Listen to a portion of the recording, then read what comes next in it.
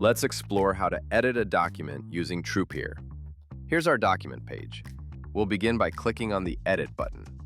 After clicking here, you can fully edit this document. For instance, all the standard document editing features are available, like selecting block types.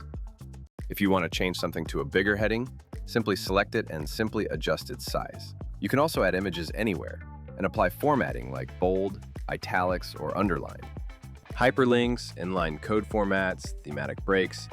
You can also find and replace text as well as undo or redo actions. If an image doesn't fit well with a previous step, you can change it easily. For instance, if an image isn't preferred, you can select and delete it. If you want to add a different image, click on Add Image to select from existing options or upload one externally. To place an image, select it on the timeline and click on Add Screenshot. It will be added in seconds. To edit the image, click Edit Image for various options. You can add arrows, blocks, or circles and blur any sensitive information as needed. If something is sensitive, blur it. You can add text like writing sample text.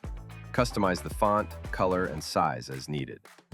These are the editing features available with our document. Happy editing with Trupeer!